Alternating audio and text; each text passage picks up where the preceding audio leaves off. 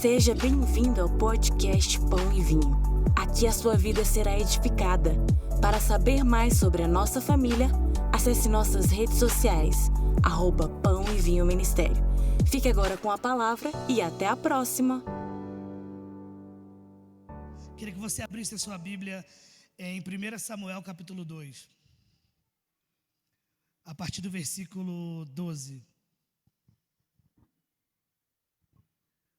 Amém. Tenho certeza que essa palavra é muito conhecida e é uma palavra que já tem queimado no meu coração há algum tempo. E eu sinto como se Deus tivesse falado exatamente para eu falar sobre isso aqui hoje com vocês. 1 Samuel capítulo 2, versículo 12. Diz assim, tem duas versões que eu gosto. Eu passei até uma versão, mas eu vou ler só o começo de outra, e depois eu continuo. Que diz assim: eram, porém, os filhos de Eli, filhos de Belial. Amém? A tua versão diz isso? É melhor do que a minha versão. Pois não se importavam com o Senhor. O costume desses sacerdotes para com o povo era o seguinte: quando alguém oferecia sacrifício, estando a carne ainda cozinhando, o auxiliar do sacerdote vinha segurando um garfo de 3 dentes e o colocava na vasilha, ou na tocha, ou no caldeirão, ou na panela. O sacerdote tomava para si tudo quanto o garfo tirava. Assim procedia com todos de Israel que iam para Siló. E antes que queimassem a gordura, o auxiliar do sacerdote vinha e dizia ao homem que estava: dá-me a carne para o sacerdote assar, pois não receberá de ti carne cozida, mas crua. Se o Senhor, ou a pessoa lhe respondia: deixe a gordura queimar primeiro, para depois você tomar o que você desejar, ele dizia: tu me darás agora, do contrário, eu tomarei à força.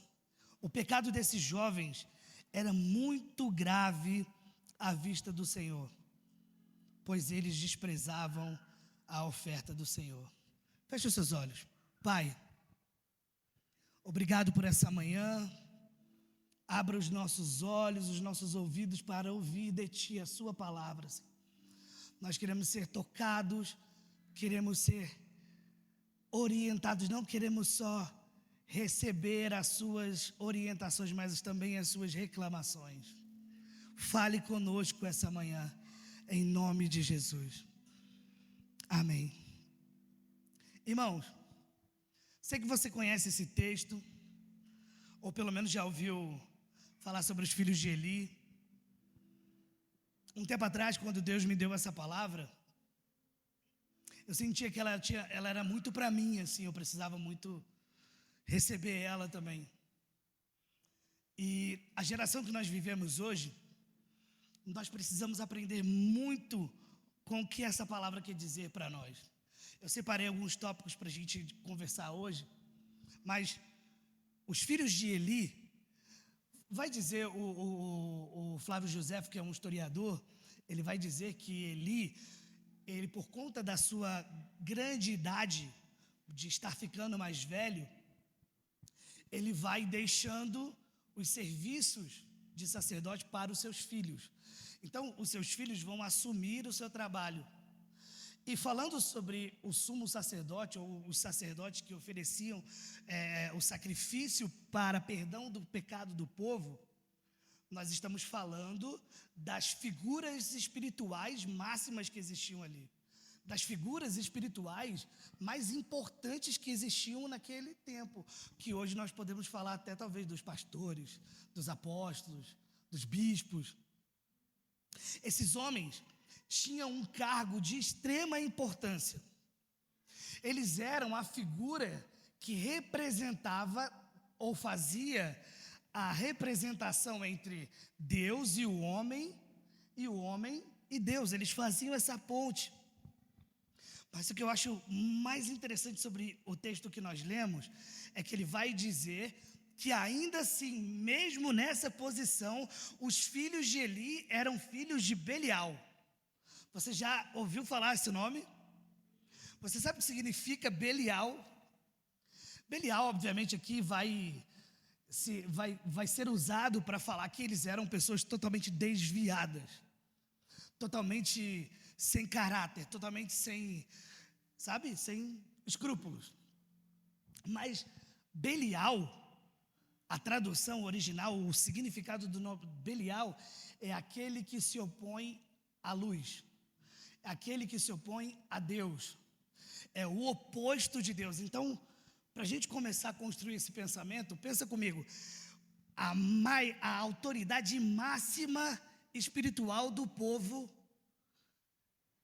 eles eram filhos daquilo que se opõe a Deus. Tudo que eles faziam ou que eles representavam era oposto ao caráter de Deus, era oposto a quem Deus realmente era. E se você olhar na nossa nação hoje, você vai perceber que muitos de nós, pastores, líderes, nós nos apegamos a cargos ou a posição que estamos, sem se preocupar se aquilo que nós estamos fazendo está sendo oposto a Deus ou não. Se aquilo que nós estamos fazendo, Deus se agrada ou não. Nós ocupamos cargos de relevância na vida das pessoas, nós ocupamos espaços importantes na vida dos outros, mas será que nós estamos nos importando se nós estamos sendo opostos a Deus? A Bíblia vai dizer, eles eram filhos de Belial, eles estavam totalmente opostos ao Senhor, mas mesmo assim, e eu acho engraçado porque se você for ler o livro de Samuel mais para frente, você vai ver algo que eu acho maravilhoso, que ele está dizendo assim, Deus estava procurando matar eles. Imagina se Deus estiver procurando matar você e eu. Que terrível. Mas isso não tinha a ver com o cargo que eles tinham, ou com a unção que eles acreditavam ter, mas com a conduta secreta de vida deles. Que é a primeira coisa que eu quero ministrar na sua vida hoje. Anote aí. Deus não quer a sua obediência se Ele não tiver a sua devoção. Se Ele não tiver o seu amor, Ele não quer que você o obedeça. O mais importante não é fazer algo para Deus. O mais importante é amar ao Senhor. O mais importante, se você pode fazer coisas para Deus, mesmo sem amá-lo. Você pode fazer coisas para o Senhor, porque você sabe como faz. Você pode, aquele trabalho de sacerdote, ele era bem ensinado, existia um manual para isso. Você não ia se sair tão mal se você seguisse o manual. Olha, às 5 da tarde você vai lá, você acende o fogo, você pega a parte tal do animal, você coloca lá, você não ia se sair tão mal se você segue o manual das coisas. Mas aquela função não era para quem sabe do manual. Aquela função é para quem deseja queimar a sua própria vida ali. E esse é o problema que vai acarretar o desejo de Deus matar os filhos de Eli. Porque veja, eu não acho que Deus quer matar alguém que está lá no baile funk agora. Eu não acho que Deus quer matar alguém que está lá perdido na droga. Mas eu e você devemos ter cuidado, porque Deus queria matar os filhos de Eli, os altos sacerdotes da casa de Deus. Por quê? Porque eles achavam que estavam seguros naquilo que eles sabiam, não naquilo que Deus estava fazendo realmente, não na obra de Deus realmente. Os filhos de Eli tinham a maior posição. Eles tinham a maior posição, mas eles eram opostos a Deus. Deus rejeitava tudo que eles faziam. Deus não quer o meu e o seu cargo. E eu acho isso muito engraçado. Eu sei que aqui nessa igreja isso não acontece, mas em muitas igrejas as pessoas brigam por cargos. Deixa eu te falar uma coisa sobre cargo. Eu acho que tem muito pastor aqui, né? Pastores, líderes. Irmãos, se você soubesse como é terrível ter um cargo, você não estava brigando por ele. É terrível, irmão. E digo mais, você entra na mira de Deus, Deus vai começar a caçar você. Deus, na verdade, não quer o que você é muito bom fazendo para Ele. Ele não quer o manual que você aprendeu, a habilidade que você aprendeu. Hoje, nós podemos construir coisas grandiosas para Deus sem sequer conhecer a Deus. E Deus não está procurando isso de você de fato. Ele não se importa muito com o seu cargo que você exerce na igreja, mas Ele está procurando alguém que o ame. Eu acho interessante, quando o povo de Israel vai buscar um rei, eles começam a pensar: como deveria ser o nosso rei? Ele deveria ser alto, ele deveria ser bonito, ele deveria ser forte. Então eles acham Saul. Saul era tudo isso. Saul era de uma boa família, ele era alto, ele era forte, ele era um bom guerreiro. Mas quando Deus vai encontrar um rei, Deus não vê como o homem vê. Ele procura o Davi, que era de baixa estatura, ruivo, estranho, mas que estava debaixo da árvore, com a harpa cantando: o Senhor é meu pastor, nada me faltará. Uma coisa eu peço ao Senhor e eu buscarei, que eu possa habitar na casa do Senhor para sempre. Nessa geração, nós procuramos igrejas desse jeito. E nós, muitas vezes, como pastores, caímos no erro de achar que a igreja ideal está no Pinterest. Ou de achar que a igreja ideal é a igreja que as grandes massas estão buscando. Conferências, com telão de LED, sabe? Nós caímos no erro de levar a nossa igreja mais para o que se parece do que para o que se é de verdade. Nós temos e caímos no erro de pensarmos e gastarmos muito o nosso tempo de oração buscando como a minha igreja pode ficar um pouco mais bonita, e nós nos esquecemos do que realmente Deus está buscando. Deus, Ele não quer nem o seu dom, irmãos. Deus não quer o seu dom. Se você não pode amá-lo, Ele não quer o que você tem de melhor. Deus não quer o seu trabalho para Ele. Quando eu digo isso, eu digo assim, não é a coisa que mais Deus quer de você. Sabe, eu vou me aproximar de Deus trabalhando para Deus. Não, irmãos, o grande problema, eu tenho um pastor amigo meu aqui da cidade, a gente fez a conferência lá na igreja dele. Ele me lembra muito essa palavra. A gente fez a conferência na igreja dele, a nossa conferência. E eu mandava mensagem para ele, falava assim: ô pastor, eu queria ver com o senhor o seguinte: será que a gente pode fazer a conferência aí na sua igreja? Aí ele falava para mim assim: vamos tomar um café. Só que eu moro em Planaltina e a igreja em Taguatinga. E eu saí da minha casa e ia lá tomar um café com ele. Aí passava, um dia foi o Viana comigo, a gente passou o dia inteiro lá. Eu tentava tocar no assunto, ele: não, calma aí, daqui a pouco. Quando deu 6 da tarde, ele: pode fazer a conferência. Aí cheguei em casa outro dia e falei: pastor, posso botar uns livros para vender lá? Vem aqui tomar um café. É só ele me falar se pode ou não. Aí lá tomar um café com ele. Deus é assim, irmão. Deus, Ele quer se relacionar. Deus, Ele quer se relacionar, irmão. Deus, Ele não vai sair te falando as coisas. Ele quer passar um dia com você, tomar um café com você, conversar nada com nada, a gente não conversou nada. Irmãos, eu fui passar o dia lá com o pastor, eu me vi dentro de um discipulado de casais. Eu falava, pastor, vou sair do gabinete. Não, fica aí, senta aí, senta aí. Aí entrava o pessoal, ele começava a discipular, meu Deus, o que eu estou fazendo aqui? Eu quero ir embora para casa. E minha mulher me mandando mensagem, ele, não, eu quero me relacionar, irmão, com você.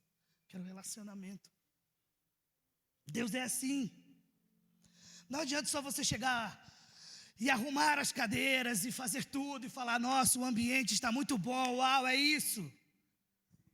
Mas se você não se relacionou com Ele, nada vai passar de um teatro, de uma cena, de uma coisa que o nosso sentimento é viciado. Nosso sentimento é viciado. A gente gosta de beber daquilo que a gente não cultivou. A gente gosta de beber daquilo que não cultivamos no secreto. E Deus, Ele é assim. Ele quer vir, mas Ele quer vir mesmo. Ele não quer vir só na hora do louvor, só na hora da palavra. Ele quer vir para fazer morada.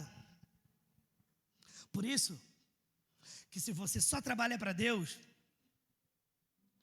e não conhece a Deus, se eu e você só trabalhamos para Deus sem conhecê-lo, nós somos opostos a Deus, filhos de Belial. Por isso que Deus, na verdade, irmãos, e aí vim aqui, eu sei que vai ter ainda muita coisa nessa conferência, mas vim te dizer uma coisa. Eu sei exatamente o que Deus quer. E eu vou te contar aqui agora. Deus quer você. Você. Deus quer o seu amor mais do que as suas obras. Deus quer o seu amor mais do que aquilo que você faz para Ele. Deus quer o seu amor mais do que você seja um cara totalmente obediente. Veja, qual é o principal discípulo de Jesus? Pedro. Pedro era extremamente atrapalhado. Pedro era muito atrapalhado. Se você pastoreasse o Pedro, você ia chamar a atenção dele toda hora. Vou te dar um exemplo muito legal. Jesus chama alguns dos seus discípulos para orar e Pedro está lá. E aí ele vai estar lá no Monte da Transfiguração. Então você imagina, Elias parecendo transfigurado na montanha. Moisés transfigurado na montanha. Jesus ali conversando com eles, Pedro entra no meio dessa conversa e fala assim, que bom que nós estamos aqui, né? Ele se inclui lá, quando a transfiguração, ele fala, que bom que eu, né, também, eu tive uma ideia, dá licença, que tal nós fazemos um altar? Aí o Espírito fala assim, esse é o meu filho, ouça ele. Por quê? Porque o Pedro, ele era impossível, ele cortava a orelha dos outros, olha só que loucura. Mas o Pedro não era o padrão mais maravilhoso de obediência, mas ele amava o Senhor. Ele amava o Senhor. Jesus aparece para ele e diz assim, ei, você me ama? Se eu fosse Jesus, depois de tudo que aconteceu, a primeira coisa que eu faria quando eu aparecesse de novo, era uma reunião de alinhamento. Pastores gostam muito de reunião de alinhamento. Se eu fosse Jesus, a primeira coisa que eu faria era, olha gente, calma aí Pedro, você precisa de mais discipulado. Eu ia subir agora ao Pai, mas eu ainda vou precisar ficar mais um ano com você, Pedro, porque você me negou. Não era isso que estava escrito, Pedro. Não era para ser assim. E vocês saíram correndo. Eu, Iago, órfão do jeito que eu sou, humano, cheio de trauma, a gente ia tentar se resolver, irmão. Mas sabe o que Jesus faz? A primeira aparição dele, ele diz assim, você me ama? Porque Jesus não está preocupado com o que aconteceu. Ele está preocupado se o seu coração está no lugar certo. No final, sabe o que Jesus está se preocupando? Com o amor. Assim, eu sei que você me negou 3 vezes, eu sei que está meio bagunçado as coisas aqui, eu vou ter que ir, mas assim, ainda está rolando entre nós essa coisa no seu coração, está queimando, e, cara, eu te amo. Então é isso, eu só queria saber disso. Pode descer o pão aqui, o peixe, vamos comer. Quando Jesus ele se manifesta na sua igreja, ele não vai te perguntar se o som é o melhor som. Ele não vai te perguntar se os músicos cantam muito bem. Ele vai perguntar para você: vocês ainda me amam? Vocês estão esperando por mim? Eu ainda sou importante. O coração de vocês está queimando por mim. E as nossas reuniões de alinhamento deveriam ser mais sobre isso. Vocês estão me amando ainda? Eu sei que ainda faltam cadeiras, tudo bem, eu tenho cadeiras infinitas em mim. Mas e vocês? Vocês me amam ainda? Porque se vocês me amam, vocês podem ficar em pé, sentado, não tem problema. Vocês me amam. Deus quer você, quer o seu amor. Muitos de nós somos apenas trabalhadores, mas nós não somos íntimos de Deus. Acordamos, vamos para o culto, para o evangelismo, para as missões, mas nós não somos parecidos com Jesus. Então nós estamos lá nas missões e nós não estamos parecendo com Jesus. Essa semana, eu acho que eu nem falei isso para minha esposa. Essa semana foi uma semana muito difícil para a gente, muito difícil. O meu sogro está na UTI, internado. Foram muitas emoções, irmão, essa semana. E eu estava num dia muito ruim, muito ruim, muito ruim. Eu estava quase sendo puxado para o abismo. Já viu? Já teve esse dia, já? Estava quase indo para o lado negro da força. E eu estava andando na rua, sol de meio-dia na cabeça. Falei, vou cortar o que me resta de cabelo, né? E vou andando, não quero saber, vou andando que eu vou falando sozinho. E eu cheguei numa parte que tinha um cara pedindo dinheiro no sinal, no sinaleiro. Eu vi que ele estava dizendo que ele era venezuelano. E eu senti o Espírito Santo falando para eu falar com ele. Eu nunca sinto isso, eu sou bem presbiteriano. Mas eu senti o Espírito Santo falando para eu falar com ele. Eu falei, Deus, se tem um dia que eu não quero falar com ninguém é hoje. E ele falou, fala com ele. Aí eu parei, fiquei ele meio... E aí quando o sinal abriu, eu falei com ele, perguntei de onde ele era, por que ele estava aqui, peguei o contato dele, o número dele. Falei, depois eu queria te mandar uma mensagem. Por quê? Porque nós vamos nas missões, vamos na igreja, mas nós temos muita dificuldade de parar por aquilo que Jesus quer parar. Nós não queremos nos parecer com Jesus, porque se parecer com Jesus vai custar toda a sua vida. Se parecer com Jesus, vai bagunçar todos os seus traumas de estimação. Todas as vezes que eu e minha esposa a gente discute, que a gente tem um problema, que essa é outra coisa, inclusive pastores, líderes aqui, tudo bem você ter um problema com a sua esposa, tá? Casamentos não são perfeitos. Casamentos são humanos, são 2 humanos. E eu e minha esposa, a gente é camisa 10 em ter problemas às vezes. Todas as vezes que eu tenho um problema com ela, o Espírito Santo fala comigo. Isso é um negócio muito difícil para mim. Porque quando eu tenho um problema com a minha esposa, eu quero que os meus traumas me engulam. Eu quero que toda a minha humanidade me engula. E eu falo, eu não vou torcer o braço até ela me pedir desculpa. Eu não vou, ela que errou comigo. Nem foi eu que errei.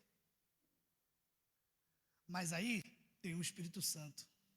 E aí o Espírito Santo só fala assim: você quer mesmo se parecer comigo? Só no culto com o microfone na mão ou todo dia? Aí eu, todo dia, Deus. Então vai lá. Aí esses dias eu falei: você tá de boa?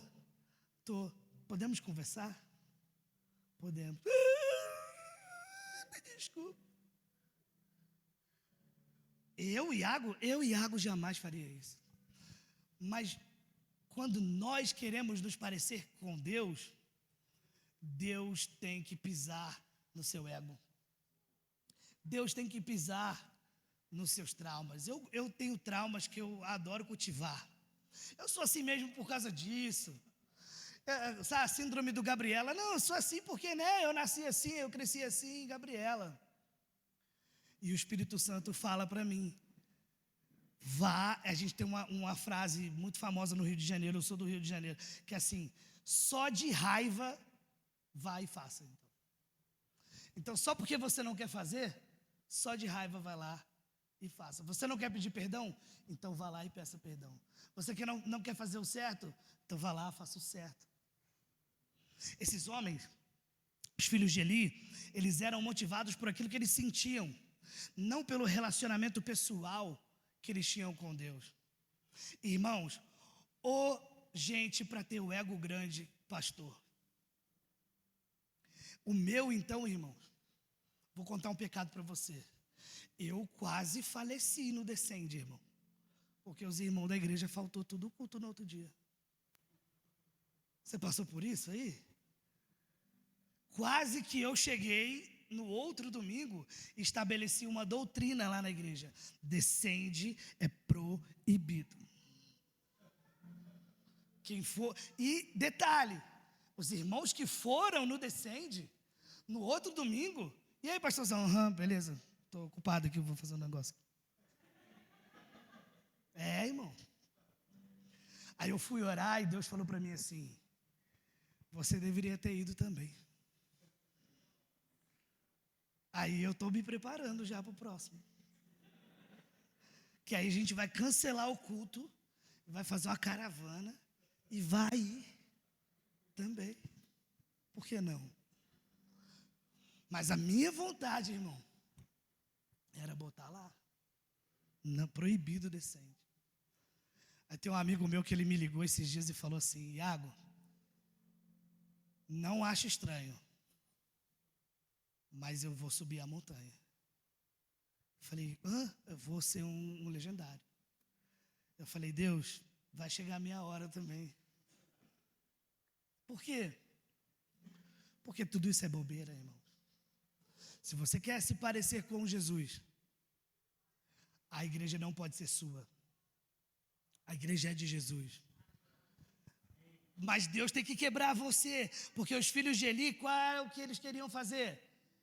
Eles deixavam que o desejo deles fosse mais forte do que a vontade de Deus. Segunda coisa, pare de tomar para si aquilo que é de Deus. É o que eles faziam. Você vê, o texto diz que vindo a oferta, eles vinham e se metiam no meio da oferta e tomavam a oferta para si. Parem de tomar para si a glória que é só de Deus. Esse era o problema que eles estavam arrumando com Deus, porque aquela oferta era para Deus, não para eles. E quando você, não sei se você já viu a ideia do que é esse sacrifício, é o mais próximo que eu e você conhecemos de uma churrascaria. É uma brasa pegando fogo 24 horas e aquele cheirinho de carne, gordura, carne, queimando ali. A melhor parte era para Deus, mas aqueles homens pegavam para eles. Nós fazemos assim também, irmãos. Lá na igreja, eu falava para Deus assim: Deus, quando eu for um pastor, estiver à frente de uma igreja, eu quero treinar missionários e enviar missionários. Aí eu virei um pastor, e aí eu olhava para os irmãos da minha igreja e falava: eu não quero que esse irmão nunca vá embora. Eu amo esse irmão. A gente sai junto, vai lá na minha casa, come pizza. Não, ele não pôde nunca ir embora tomando para você o que é de Deus. Vai, irmão, esse é o chamado para você, vai com Deus. Vamos lá, a gente vai ofertar na sua vida, vai te abençoar. Pare de tomar para você aquilo que é de Deus. Os filhos de Eli pegavam a melhor parte da oferta, que era para Deus, e ficavam para eles. Deus não quer as suas esmolas, Ele quer a melhor parte da sua vida. Nós muitas vezes estamos dando as nossas esmolas para Deus.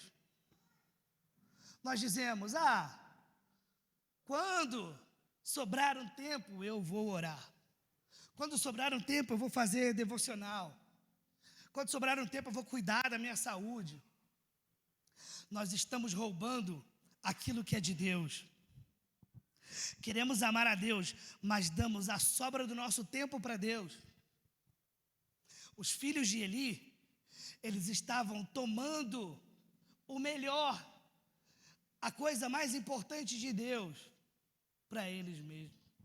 Quantas igrejas não são assim hoje, irmãos? Deus tenha misericórdia de nós. Esses dias eu estava conversando com o pessoal. Nós temos menos de um ano de igreja. Eu super animado. A gente se reúne numa sala muito pequenininha. E aí eu falei, acabou o nosso tempo, vamos para uma sala maior. E aí achei uma sala maior. A sala era tipo assim, o dobro do aluguel. Hoje a nossa igreja arrecada tipo assim, exatamente o aluguel da onde a gente está. Se eu alugasse essa sala, eu ia pagar 2 vezes mais o aluguel e durante 2 meses ainda precisava ficar com a sala pequena até transicionar, ou seja, ia pagar as 2 salas. E eu cheguei na igreja e falei assim, irmãos, a campanha vai rolar, vamos lá, deixa Deus mover o seu coração aí, bora lá, galera. Aí já veio o coitado do Viana, vou vender palha italiana, e é isso aí, palha italiana. Aí eu fui orar e Deus falou para mim assim, pare de roubar o que é meu. Pare de pegar para você o que é meu. Não coloque a igreja numa dívida. Eu vou transicionar vocês no tempo certo. Não coloque a igreja numa dívida. Aí eu cheguei lá e falei, irmão, Deus falou, a gente vai ficar no mesmo lugar, está tudo bem, vai dar certo. Aí já falei com o Viana, tive uma outra ideia. Vamos vender a palha, vamos vender uma camisa para a gente fazer um caixa para a igreja, para que a gente se prepare para quando Deus nos chamar para transicionar. A igreja do Senhor, e quando nós nos colocamos no lugar de dizer para onde Deus deve levar a igreja, nós somos filhos de Belial. Nós não podemos dizer para onde Deus quer levar a igreja dele. Nós temos que nos submeter àquilo que ele já estabeleceu, aquilo que já está posto. Então, nós queremos amar a Deus, mas damos as sobras de tudo nosso para Deus. Tudo que nos sobra vai para Deus. E aí que está o grande problema, irmãos. Porque se eu e você somos pastores, líderes, você tem que ir lá no domingo pregar, irmão. Mas como foi a sua semana? Você vai chegar lá para pregar com as migalhas ou com um banquete que Deus te proporcionou durante a semana? Deus começou a me cobrar isso lá na igreja. Deus começou a me cobrar, falar, Iago, eu quero que você dedique mais tempo preparando a palavra de domingo. Eu chegava na sexta, às vezes, estou falando vários pecados aqui para você. Às vezes chegava na sexta-feira, o culto é domingo, eu falava assim, opa, Deuteronômio 13, vamos lá, série de Deuteronômio. E aí começava a estudar, montava uma palavra maravilhosa. Migalhas. O que Deus está nos chamando? Para oferecermos para Ele o nosso melhor tempo, nosso melhor recurso, nosso melhor para o Senhor. Eu e você, como líderes, podemos sim cair no automático. Podemos sim achar que já somos capazes. Porque temos teologia, porque temos hermenêutica, porque sabemos colocar as palavras do jeito certo. Podemos cair no erro de não estar mais bebendo da fonte. E eu aprendi o seguinte, aí eu fui aprender como montar uma palavra para a minha igreja. Aí durante a semana, eu ligo para os irmãos. E aí, irmão? Tá ruim aqui o negócio. Fala, eu preciso perseverar mais. Tá bom, então anoto, perseverar mais. Aí vou ligando para os irmãos. O que vocês estão precisando? O que as minhas ovelhas estão precisando? De água ou de grama?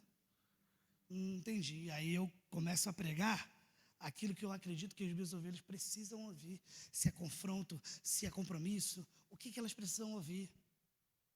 Os filhos de Eli, eles já tinham definido que eles queriam a melhor parte. Só existe uma forma de fazer a vontade de Deus. Sabe como? Do jeito de Deus. Não existe a técnica que você possa aplicar para melhorar as coisas. Não existe nenhum evento que você possa fazer para melhorar a presença de Deus. Não, só existe uma forma de fazer a vontade de Deus, do jeito de Deus. Dizendo, Senhor, o que o Senhor quer de mim, eu estou rendido ao Senhor. Os filhos de Deus são radicais. E os filhos de Deus são zelosos, eles zelam por aquilo que Deus ama. Eles não se atrevem a roubar para si a glória de Deus. Eles são zelosos e Deus precisa fazer isso no nosso meio, nos dar zelo. E aonde começa o zelo, irmãos? Onde começa o zelo? Não é na cor da igreja que você está escolhendo. Não é no equipamento de som maravilhoso que você está escolhendo. Não é no carpete da igreja. Isso não é o zelo. O zelo está como está o seu casamento. Como está a sua paternidade. Como é a sua vida dentro de casa com sua esposa. Como são as suas finanças, irmão. Como são os seus compromissos, irmão. Deus tem me pegado de uma maneira tão surpreendente. Eu vou orar e Deus fala assim: pago o imposto, Iago, esse mês. Por que eu estou ouvindo isso? Porque eu me importo com isso. Zelo. Eu quero que você pegue o microfone lá na frente e você seja indesculpável. Eu quero que você vá, coloque a mão na cabeça do irmão na igreja e você não seja apego pela mesma coisa que você ministra. Que Deus tenha misericórdia de nós primeiro. Aí chega lá, irmão, é triste, tá? A DAS do imposto. É triste, dá uma tristeza, irmão. Eu falo assim, quantas coisas eu poderia fazer? Eu tenho uma empresa, né? Aí o último imposto agora eu falei, nossa, eu poderia levar minha mulher no Tauá 2 dias aqui, né? Mas Deus fala que você não seja pego naquilo que você condena. Zelo. Como está a minha casa? Como estão os meus filhos? Eles estão sendo discipulados? Eles estão sendo levados ao Senhor?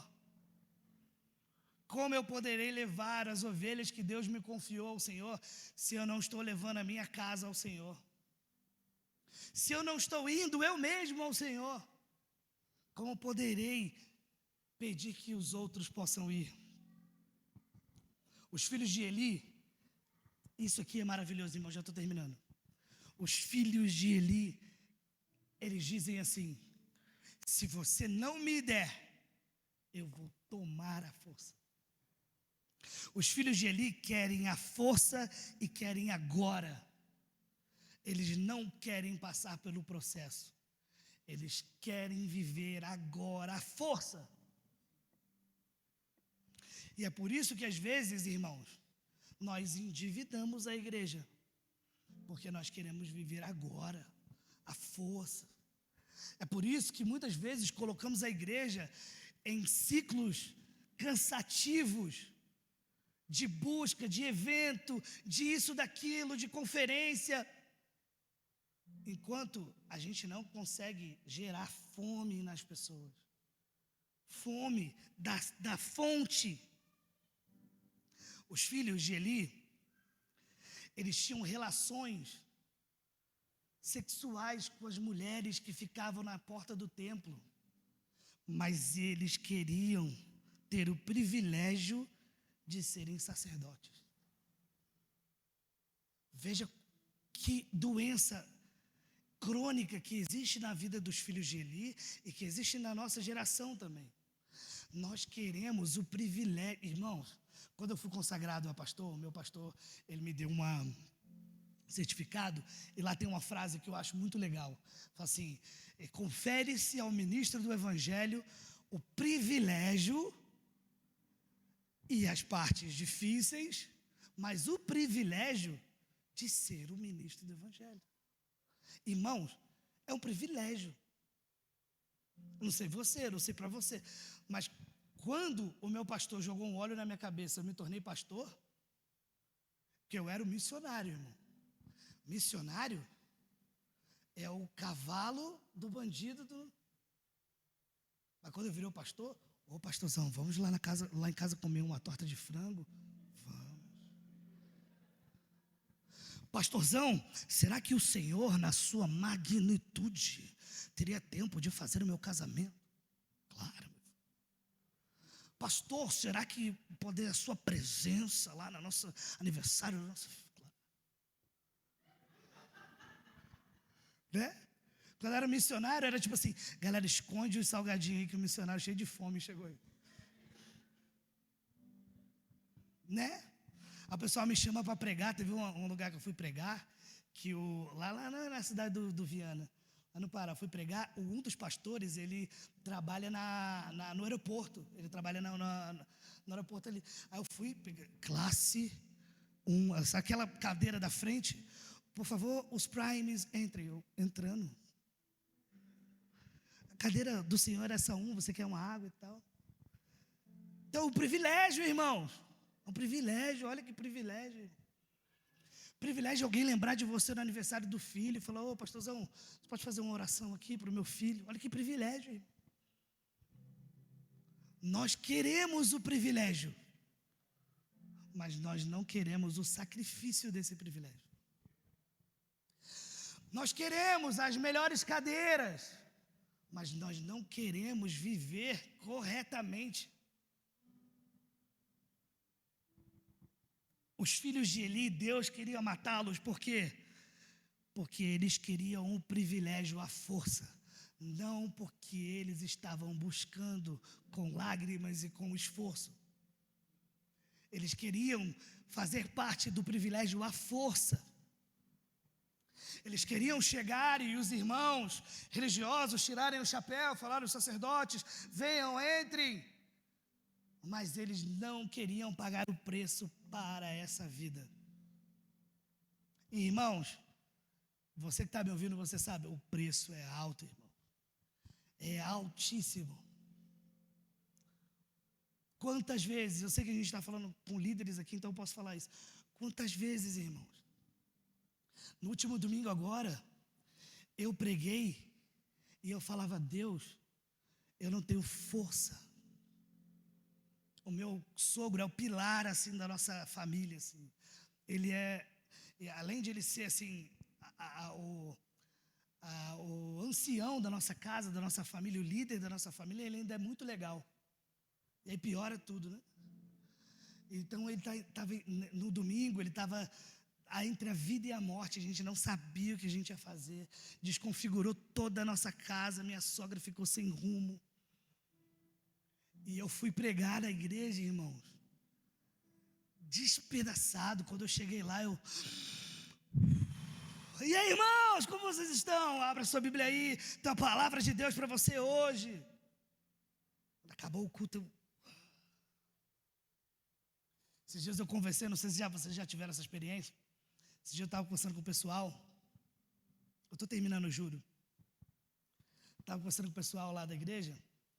Não sei se você já teve essa experiência. Há 6 anos atrás eu tive um problemão com um cara. Ele era da nossa igreja, do ministério, nas missões.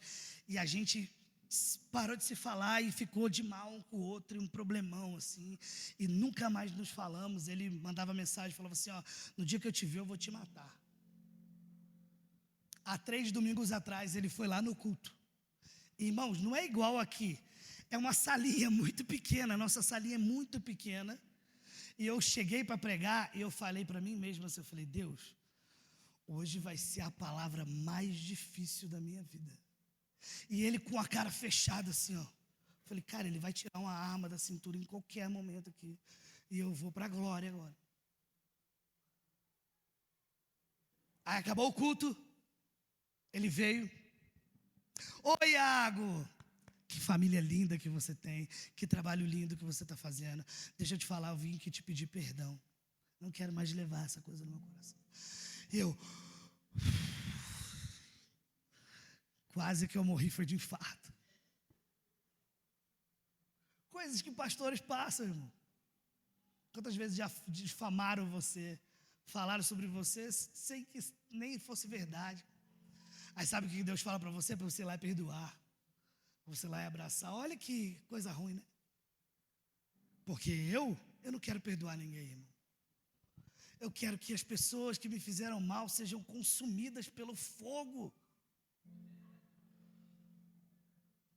Que caia bolas de fogo na residência deles. Mas Jesus não é assim. E olha só quem nós fomos seguir. Um cara manso. Era para a gente ter seguido o Pedro. Com a espada, cortando a orelha de todo mundo. Porque o Pedro é a gente, nós somos o Pedro. Não sei se você já parou para pensar, mas aquele personagem do Novo Testamento é eu e você. Nós somos o Pedro. A gente é mais parecido com Pedro do que qualquer outro discípulo de Jesus. E Pedro está lá exatamente com Jesus para aprender com Jesus. Aprender que nós não podemos só ter o privilégio de sermos sacerdotes sem pagar o preço por isso. Tem um preço altíssimo, irmão. Então, eles eram imorais todos os dias e queriam ter unção. Não se pode ter unção e ser imoral ao mesmo tempo. Com Deus não se brinca. Pode se parecer ter unção, mas a unção mesmo, ela vem àqueles que estão andando com Deus. Os filhos de Eli roubavam a Deus e queriam ter autoridade sobre as pessoas. Eles roubavam o que era de Deus e queriam ter autoridade sobre as pessoas. Quantos irmãos, igrejas.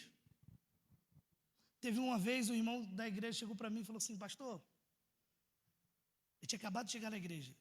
Pastor, amanhã, segunda-feira, vai abrir a Bolsa de Valores. Eu estou pensando em comprar essa e essa ação. O que o senhor acha? Eu falei, hã? O que eu acho? Eu não estou nem aí, irmão. Por quê? Porque as pessoas querem que a gente diga tudo para elas. Com quem você tem que casar, com quem você pode ser amigo, com a ação no banco que você tem que comprar. Por quê? Porque muitos de nós, às vezes, filhos de Eli, queremos roubar a glória que é de Deus. Queremos dizer para as pessoas o que só Deus pode dizer para elas. Queremos ter autoridade sobre as pessoas que só Deus pode ter sobre elas. Nós estamos brincando com coisas sérias demais. E pior de todos, nós fazemos tudo o que nós queremos e estamos esperando Deus falar conosco. Então você vai lá, faz tudo sem pedir a Deus. E agora você quer que Deus confirme se o que você fez é bom ou não.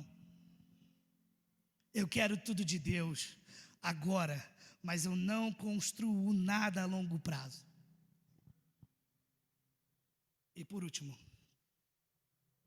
e o que acontece aqui Icabode, a glória de Deus se foi. Se a glória de Deus se foi, não adianta fazer missões, não adianta ter dons, não adianta trabalhar para Deus. Como Deus se vinga dos filhos de Eli? Sabe como?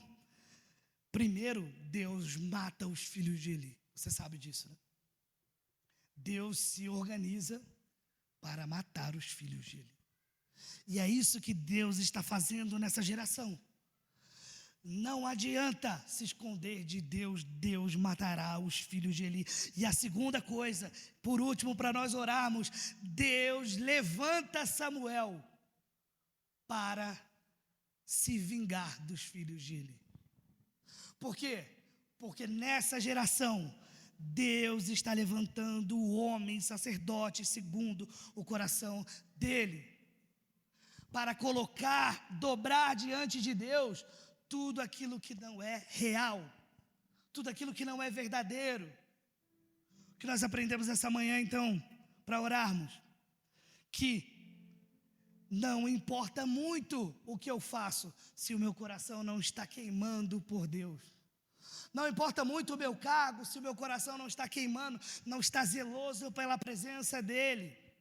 Davi, ele entende isso quando ele diz: eu peço uma coisa só ao Senhor. Eu poderia pedir uma estátua minha na entrada, eu poderia pedir um feriado meu, já que eu sou o rei, eu poderia pedir mulheres, eu poderia pedir um palácio, mas eu estou pedindo uma coisa somente ao Senhor, que eu possa habitar na casa do Senhor todos os dias da minha vida. Isso é zelo, isso é santo zelo.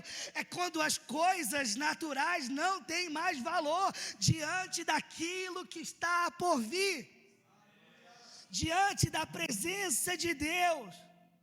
Quando Deus nos dobra diante dEle, mesmo sendo eu e você humanos como somos, mesmo sendo eu e você a causa dos problemas muitas vezes, que Deus nos dobra diante a vontade dEle e diz: você permanecerá mesmo quebrado, mesmo ferido, você continuará diante de mim. Mas teologia não te ajudará no dia ruim, missiologia não te ajudará no dia ruim. O que te ajudará no dia ruim é a paixão que queima no seu coração sobre Jesus. É dizer: Senhor, para onde eu irei, se só o Senhor tem as palavras de vida eterna? Para onde eu vou me esconder, Senhor? Nos meus problemas, nos meus traumas, naquele irmão que me magoou? Para onde eu vou me esconder, Deus? Não há outra rocha senão o Senhor. Eu não posso me esconder na minha esposa, eu não posso me esconder nos meus filhos. Veja, no Éden, Deus fez um homem totalmente nu. Por quê? Porque é isso que Deus fez em mim e você, um homem sem nada a esconder. E é esse lugar que Ele quer que nós voltamos, para um lugar que Deus, apesar de mim, apesar de quem eu sou, dobre-me diante a sua vontade, dobre-me diante a sua poderosa mão. Eu não posso me esconder do Senhor, não tem como eu me esconder do Senhor. O Senhor me achará. O Senhor me achará. Eu não posso me esconder na minha casa, nos meus filhos, no meu ministério. Somente o Senhor pode me dobrar diante dEle. Feche os seus olhos, quero orar por você.